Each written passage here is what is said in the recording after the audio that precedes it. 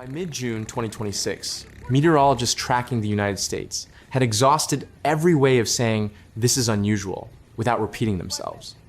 The atmosphere wasn't just active, it was historic. Data through June 16th revealed that the country was experiencing the second most active start to a season for destructive wind reports, since record-keeping began in 1955, surpassed only by the legendary June of 2008. Nowhere was this more evident than in Illinois. In that state alone, the preliminary tornado count had already reached 145, just 2 units shy of matching the entire total for the previous year. But this isn't just a story about one single storm. It is a story of 4 massive weather systems chained together over 3 weeks, each one recharging before the damage of the last could even be fully assessed. This is a journey through a month of atmospheric violence.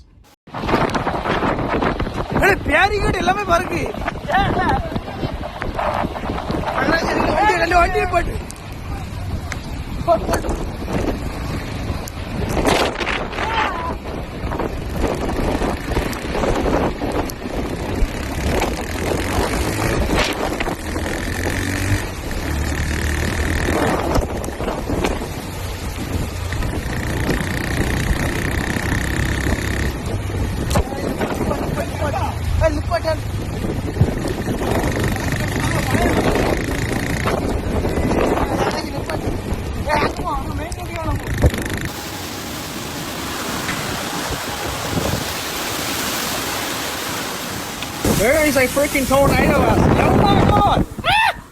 Close range as well.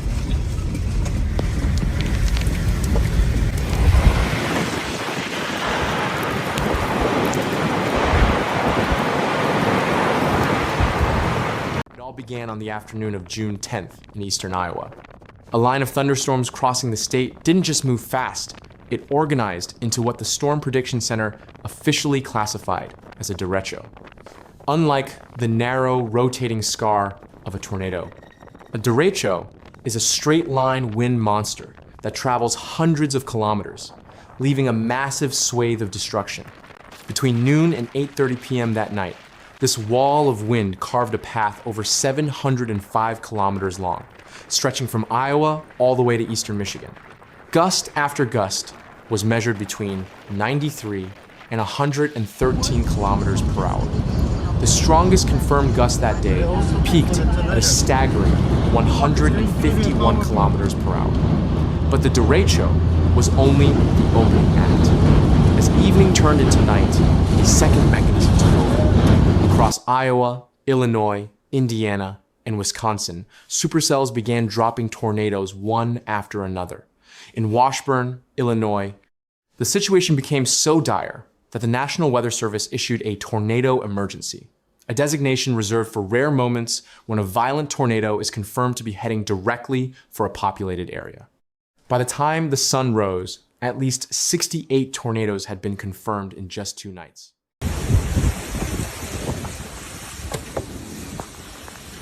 Oh my gosh.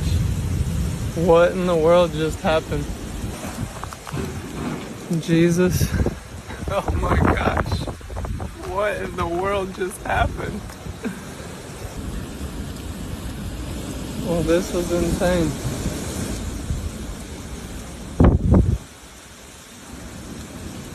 I mean, I feel alright.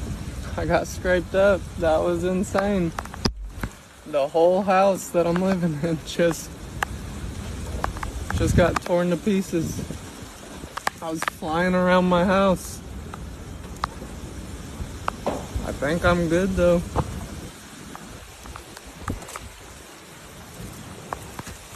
Oh, my car's tore up. My whole house is tore up.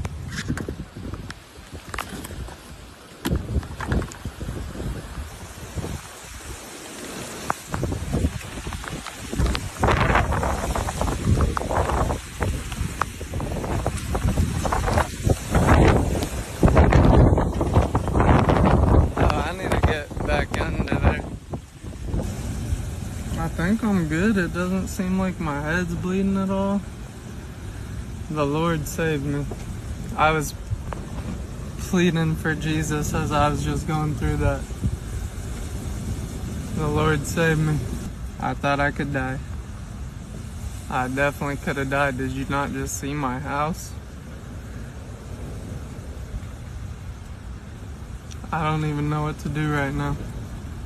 Please, Lord, just let this storm be over. The statistics are cold, but the reality on the ground was terrifying. In Unionville, this system was powerful enough to derail a BNSF freight train near Monmouth, Illinois.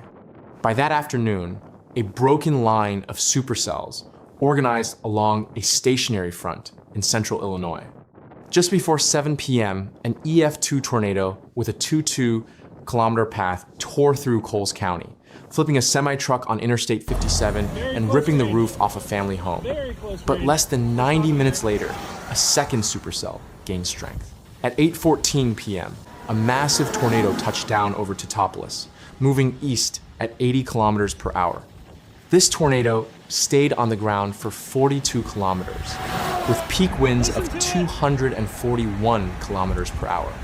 In Effingham, it literally lifted a car off the asphalt and, in the words of city officials, violently threw it across the street.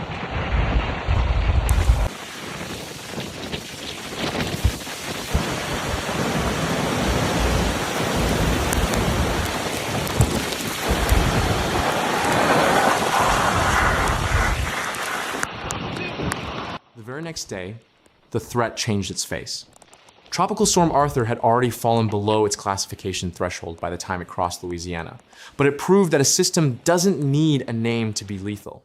Just before 11 p.m. on June 17th, the first of 9 tornadoes touched down near Houma, with winds exceeding 145 kilometers per hour. The rotation intensified into the early hours of June 18th.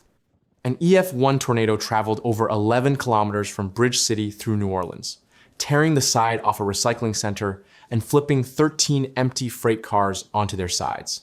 In the City Park neighborhood, residents spent their Thursday morning hand-cutting a massive oak tree that had collapsed across Marconi Drive. Despite the lack of record-breaking gusts, the moisture-laden system claimed a life in Mississippi, where a road maintenance worker was killed during cleanup operations. It was a week where nothing in the weather behaved as expected.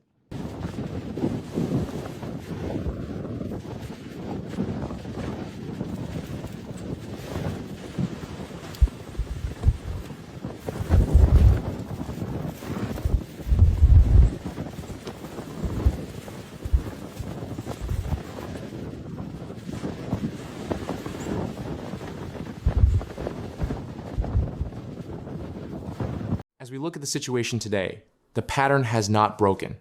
It is recharging for a 4th time. The Storm Prediction Center is currently signaling a high potential for strong, long-track tornadoes developing over Missouri, Illinois, and Indiana. At the same time, a moderate risk of excessive rainfall is in place for Nebraska and Kansas. Millions are facing the dual threat of tornadoes and flash flooding simultaneously. Think of this June not as 4 separate disasters, but as a single engine that never stops running. The ingredients remain the same: Gulf moisture surging north, a jet stream loaded with shear, and a front to light the fuse. The engine never fully cools down between rounds. This is why the same 151 kilometers per hour wind speed appears twice in 1 month in different states. The atmosphere isn't telling 4 different stories. It is playing the same deadly recipe on a loop. Goddamn, look at the truck. Look at that son of a bitch. I don't go nowhere.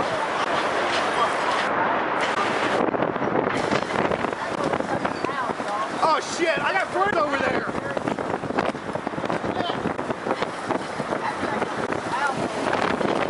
Fuck! Guys, we gotta get the house. Look at that. Holy, my God, my friend lives right over there too. Oh my God. Come on, Nick. Dude, that is nuts. That was fucking badass, dude. Illinois is already at 145 tornadoes for the year, nearly equaling the total for all of 2025, with more than 6 months of storm season still ahead. If this is what mid-June looks like, the question isn't if there will be a fifth chapter, but when.